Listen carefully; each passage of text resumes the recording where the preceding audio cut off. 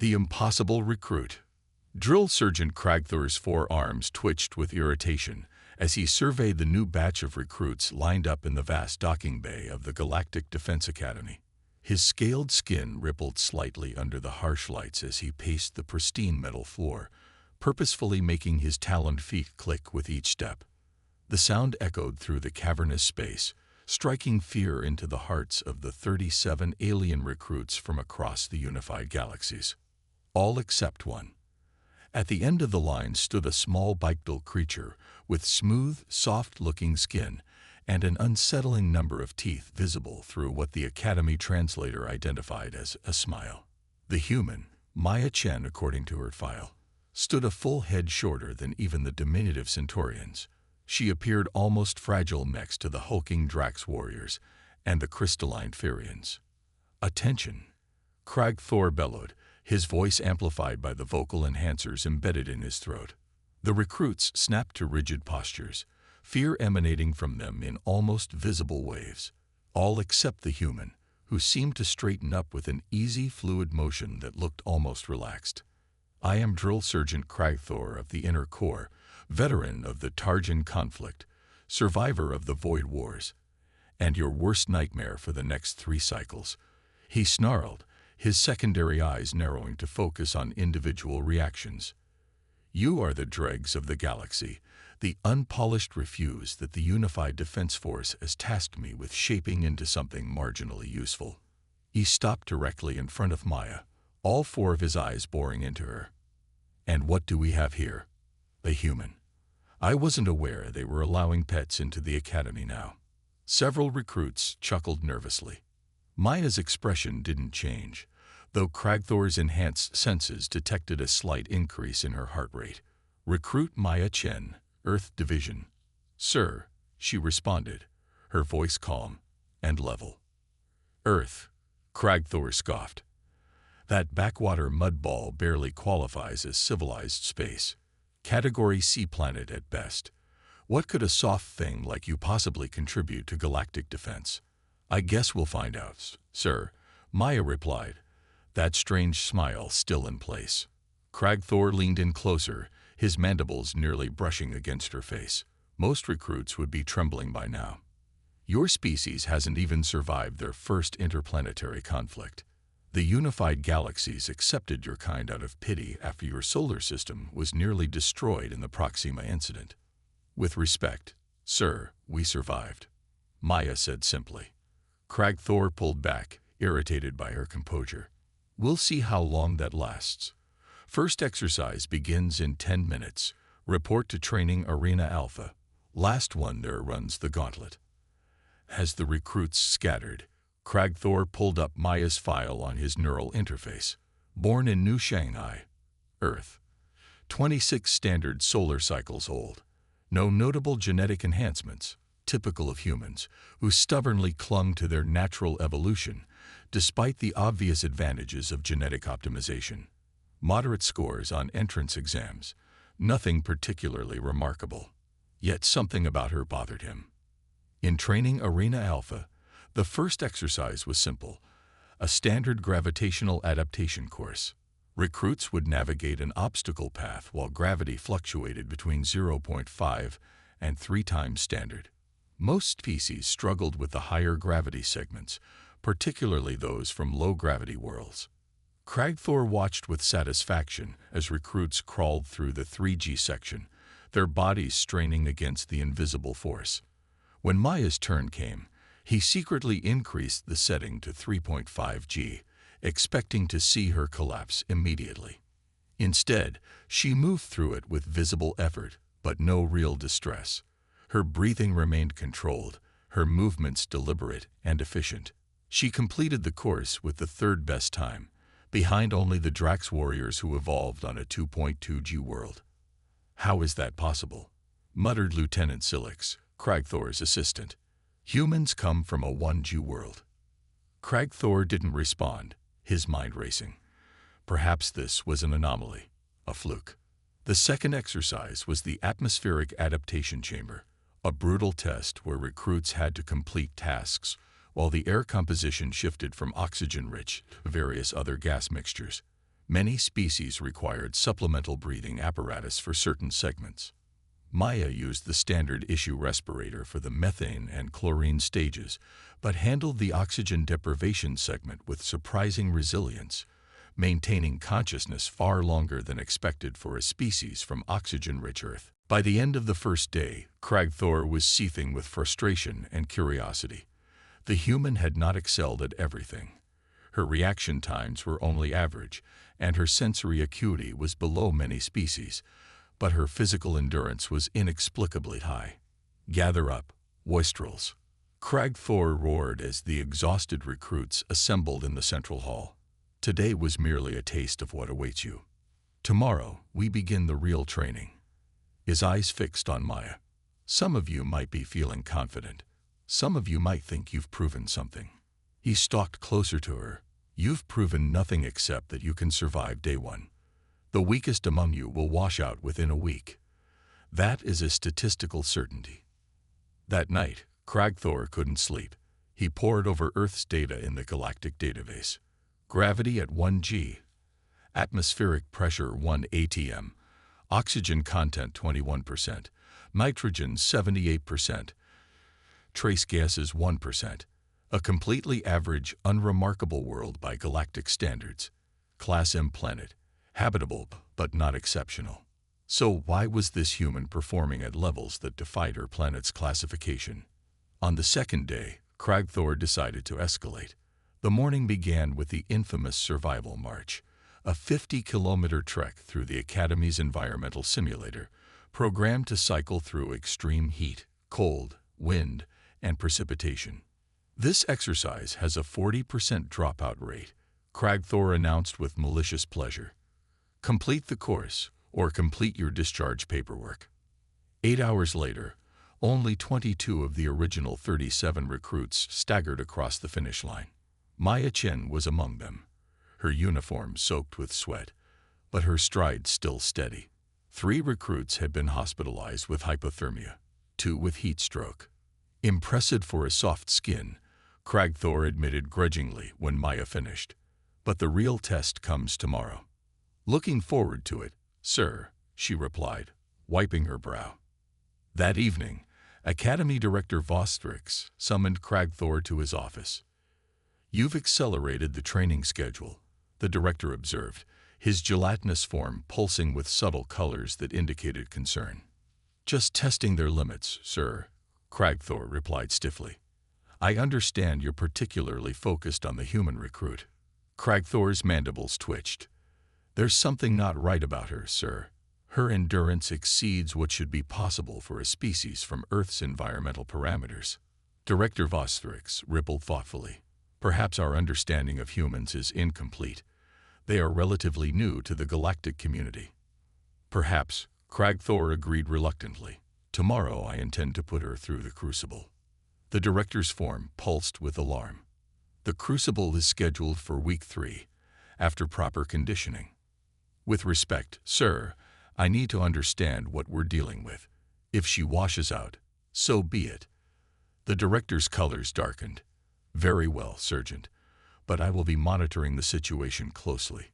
The Crucible was the Academy's most notorious training program, a fully immersive combat simulation combined with actual physical obstacles and challenges. It typically took 3 days to complete, with rest periods programmed in. The longest anyone had ever taken was 5 days. The record for completion was held by Commander Zarek, a legendary Drax warrior, at 18 hours. At 500 hours, Kragthor gathered the remaining recruits. "Today, you face the Crucible," he announced, watching fear spread across alien faces. "This is not a group exercise. Each of you enters alone, faces your challenges alone, and either succeeds or fails alone." He activated the holographic display, showing the complex labyrinth of tunnels, chambers, and obstacles that made up the Crucible. The average completion time is 72 hours. You have 96 before automatic disqualification. Medical monitoring is in place, but we will not extract you unless your life signs indicate critical failure. His gaze swept across the recruits. "Any questions?" Silence. Recruit Maya Chen. You're first." If Maya was intimidated, she didn't show it.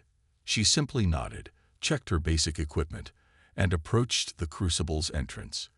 "Good luck, human," Cragthor said, not bothering to hide his skepticism. "You'll need it." As the massive doors sealed behind her, Cragthor settled into the observation room. The screen showed Maya navigating the first challenges, basic obstacle courses and puzzle rooms designed to tire the body while taxing the mind. 2 hours passed. Maya had progressed through the first sector with surprising efficiency. 4 hours. She'd navigated the atmospheric challenges without showing signs of distress. 6 hours. She'd overcome the gravity wells that had stumped many recruits for days. By hour 8, Cragthor had summoned Director Vos Thrix to the observation room. "This is unprecedented," the director observed, his form shifting between colors of astonishment and disbelief. At hour 10, Maya encountered the combat simulations, holographic enemies programmed with adaptive AI to exploit weaknesses.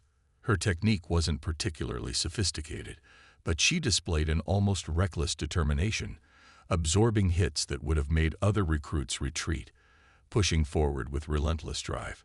At 17:43 hours, just under 12 hours after she entered, Maya Chen emerged from the exit portal of the Crucible. Her uniform was torn, her skin lacerated in several places, a bruise darkening around her left eye. But she stood straight, saluted, and simply asked, "Did I pass, sir?" The observation room exploded into chaos. Senior officers demanded explanations. Medical staff insisted on immediate examination of the human. Tactical analysts reviewed the footage, arguing over how she had navigated certain obstacles so efficiently. Cragthor stood silent, staring at the human who had just shattered every record in the Academy's history by completing the Crucible in 1/6 the expected time. "What are you?" he finally asked, all pretense of military decorum abandoned. Maya looked genuinely confused. "Just a human, sir." That evening, as Maya underwent comprehensive medical examination, an emergency meeting of the Academy's senior staff convened.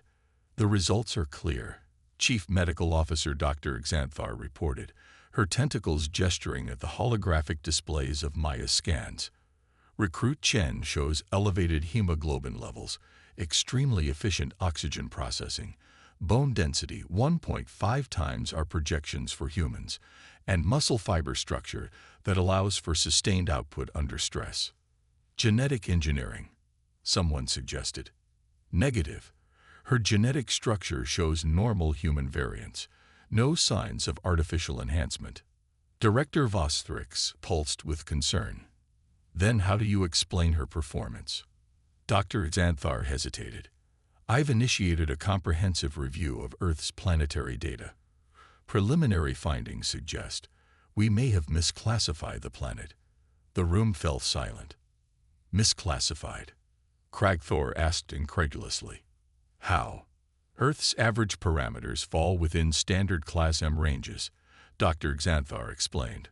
"But what we fail to account for is the extreme variation in those parameters. Earth has regions where temperatures range from -50 degrees Celsius to +50 degrees Celsius. Atmospheric pressure varies wildly.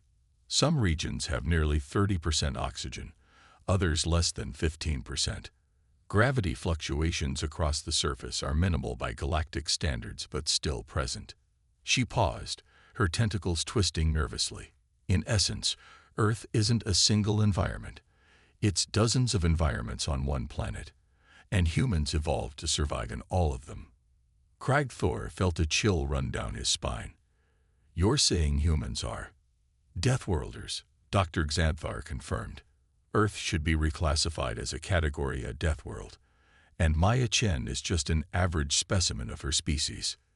Deathworld diplomacy. The news spread through the Academy like wildfire. Earth had been misclassified. Humans weren't fragile creatures from a benign world. They were Deathworlders, evolved on a planet of such environmental extremes that it would qualify as a category A Deathworld under proper analysis. And Maya Chen, the first human recruit at the Galactic Defense Academy, had become an overnight sensation. Crag Thor found himself summoned to high command, where Admiral Zextalon awaited. The Admiral's chidness exoskeleton gleamed under the chamber's lights, his segmented eyes fixed unblinkingly on the drill sergeant. "Explain to me," the Admiral began, his voice modulated to perfect calm, "how the most sophisticated scientific bodies in the unified galaxies overlooked the true nature of Earth for 50 standard years." Crag Thor stood at rigid attention. "Sir, the preliminary investigation suggests we fell victim to averaging error. Earth's mean environmental parameters fall within standard Class M ranges. It was the extremes and variations we failed to properly account for. An oversight that could have significant military implications," the Admiral noted coldly. "If one unenhanced human can complete the crucible in 12 hours, what could a coordinated human military accomplish? The implications are concerning, sir." The Admiral's mandibles clicked thoughtfully. "This human, Chen, what is your assessment of her?" Crag Thor considered his words carefully. "She's resilient beyond anything I've seen, sir. Adaptable. Shows remarkable recovery rates. But she's not tactically superior to our best warriors. Her combat techniques are primitive, almost instinctual rather than trained. She succeeds through sheer endurance and determination, not skill. And yet she completed our most challenging training course in record time." "Yes, sir. I want her tested further, Sergeant. Push her to her absolute limits. I want to know exactly what humans are capable of, and I want every moment documented." Crag Thor saluted. "Understood, sir." Back at the academy, Maya found herself in an uncomfortable position. Her fellow recruits now regarded her with a mixture of fear, awe, and suspicion. The communal dining hall fell silent when she entered, conversations resuming in hushed tones as she ate alone. Only Zrix, a Centaurian with iridescent blue skin and 4 delicate arms, dared to approach her table. "May I join you?" he asked hesitantly. Maya gestured to the empty seat. "Please." "The others are afraid," Zrix said quietly, settling into the seat designed for his quadrupedal lower body. "They've heard stories about Deathworlders." "What kind of stories?" Maya asked, genuinely curious. Zrix's compound eyes shifted uncomfortably. "That you can keep fighting after injuries that would kill most species. That your kind developed warfare before space travel. That you," he lowered his voice, "hunted animals for food and sport." Maya couldn't help but smile. "We're not monsters, Zrix. Yes, our history includes warfare and hunting, but so does the history of most spacefaring species. But you came from a world that should have killed you," Zrix insisted. "How does that not change a species?" Before Maya could answer, the Academy's alert system blared. Red emergency lights bathed the dining hall. "Attention, all PERSONNEL. Unknown vessels APROICHING. Defensive PRTOCOS ENJGGT. This is not a drill. Repeat, this is not a drill." Chaos erupted as recruits and officers rushed to their emergency stations. Maya and Zrix sprinted toward the command center, where they found Crag Thor barking orders. "Shields at maximum.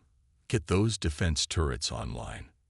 Through the massive viewports, they could see 5 sleek, predatory vessels approaching the Academy space station. Their hulls were midnight black with blood-red markings, the unmistakable signature of Vorskin raiders, the most feared pirates in the galaxy. "Vorskins," Maya whispered, feeling the surge of adrenaline. "Scavengers," Crag Thor spat. "They attack outposts, steal technology and resources, and disappear before reinforcements arrive." The station shuddered as the first barrage of weapons fire struck the shields. "Shield capacity at 80% and dropping," a technician called out. "Return fire," Crag Thor ordered. Defense turrets blazed to life, streaks of energy lancing out toward the Vorskin ships. But the raiders were notorious for their maneuverability, dodging most of the shots while continuing their assault. "They're targeting our shield generators," an officer reported grimly. "Typical Vorskin tactic. Disable defenses, then board and pillage. Another violent shudder ran through the station. Shields at 45%. Cragthor turned to his assembled officers. Prepare for boarding action. All non-combat personnel to secure areas. Weapons to all security teams. Maya stepped forward. Sir, request permission to assist defense efforts. Cragthor hesitated, eyeing her. Granted. Report to Armory Section B for equipment. As Maya hurried toward the armory, the station rocked with another hit. Shields at 30%.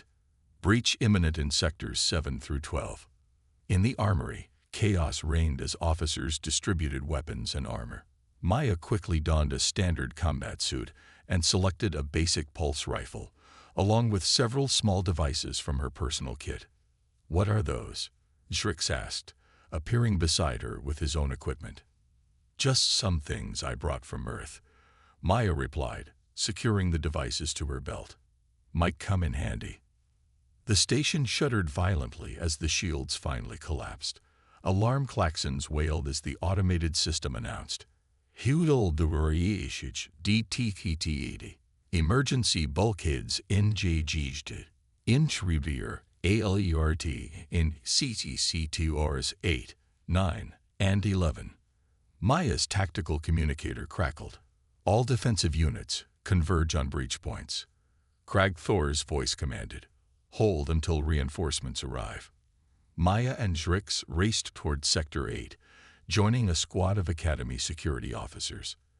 They could hear the sounds of combat echoing through the corridors, energy weapons discharging, metal striking metal, shouts and screams.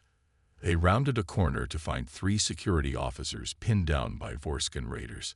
The Vorskins were tall, skeletal humanoids with pallid gray skin and cybernetic enhancements visible across their bodies. They wielded advanced energy weapons and moved with unnerving coordination. Cover me, Maya shouted to Zrix, then did something that made the Centaurian's compound eyes widen in shock. She charged directly toward the Vorskins. The raiders, equally surprised by this seemingly suicidal tactic, hesitated for a crucial second. Maya used that moment to slide beneath their line of fire, tossing one of her devices toward them. It detonated with a blinding flash and a deafening concussion that sent the Vorskins reeling. Now, Maya yelled, opening fire with her pulse rifle as the security team seized the opportunity to advance. In the confusion, the raiders were quickly overwhelmed, but more were pouring in through other breach points. They're heading for the command center. An officer shouted over the tactical channel. All units converge. Maya's mind raced. The Vorskins were using standard boarding tactics, overwhelm defenses, secure critical systems, extract valuable technology. But they hadn't counted on dealing with a Deathworlder. Zrix, she said urgently, I need access to the environmental controls. Why?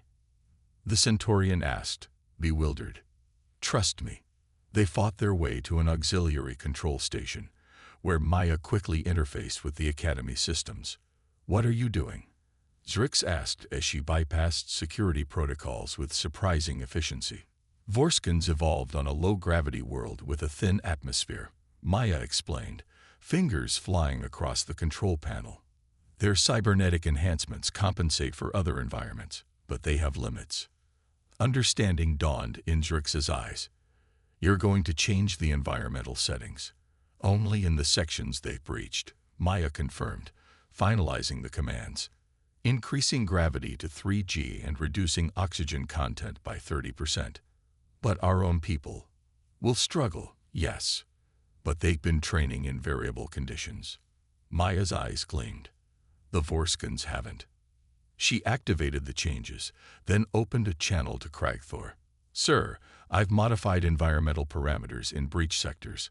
Recommend all Academy personnel switch to emergency respirators and brace for high-G conditions. There was a moment of silence, then Cragthor's voice came back, tinged with something almost like respect.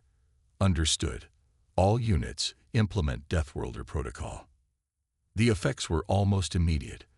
Throughout the affected sectors, Academy personnel activated their emergency gear, while Vorskans suddenly found themselves struggling to move, their breathing becoming labored. Maya led a counteroffensive, moving with determination through conditions that would incapacitate many species. The Vorskans, their cybernetic systems straining to compensate, found themselves outmatched for perhaps the first time in their raiding history. Within 2 hours, the last of the raiders had been captured or driven back to their ships. As the Vorskan vessels retreated, pursued by newly arrived unified galaxy peacekeeping forces, the Academy began assessing the damage. The final tally: significant structural damage, but minimal casualties and no critical technology lost. By all accounts, it was the most successful defense against a Vorskan raid in recorded history. In the aftermath, Maya found herself standing before Admiral Zextalon, Director Vostrix, and Drill Sergeant Kragthor in the Academy's formal reception chamber. "Recruit Chen," the Admiral began, his segmented eyes fixed on her. "Your actions today demonstrated remarkable tactical thinking and physical capabilities that saved countless lives and preserved this institution." Maya stood at attention. "Thank you, sir. I only did what was necessary." "What was necessary?" Director Vostrix pulsed, his gelatinous form shimmering with emotion. "Was something none of us would have conceived. You utilized your understanding of physiological differences and environmental adaptations in a way that strategists will study for years to come." Kragthor stepped forward, all 4 of his eyes focused intently on Maya. "I misjudged you, recruit. I saw only a soft creature from what I believed was a soft world. I failed to recognize the strength that comes from surviving in a place of extremes." He extended one clawed hand, holding a silver insignia, the mark of an Academy elite. "This is typically awarded after a year of exceptional service. Today, you've earned it in combat." Maya accepted the insignia with a solemn nod. "Thank you, sir." Admiral Zextalon's mandibles clicked thoughtfully. "We have much to learn from humans, it seems. Your species' capacity for adaptation may prove invaluable in the conflicts to come." He turned to address the assembled Academy staff and recruits. "Let this be a lesson to all. We have categorized worlds and species according to our understanding of the galaxy. But true strength comes in many forms, from many places, even those we least expect." As the ceremony concluded, Maya found herself surrounded by her fellow recruits, no longer isolated but welcomed with newfound respect. Zrix approached her, his compound eyes gleaming with admiration. "I asked how growing up on a death world changes a species," he said quietly. "Now I understand. It doesn't make you monsters. It makes you survivors." Maya smiled. "We all survive in our own ways. That's why the galaxy needs all of us, working together." Across the room, Drill Sergeant Kragthor watched the human who had appended every assumption, shattered every record, and saved the Academy from destruction. He made a mental note to review the files of every species in the unified galaxies, searching for overlooked strengths and capabilities, and to request more human recruits as soon as possible. Above all, he would never again underestimate the beings from that small blue planet, the death world called Earth.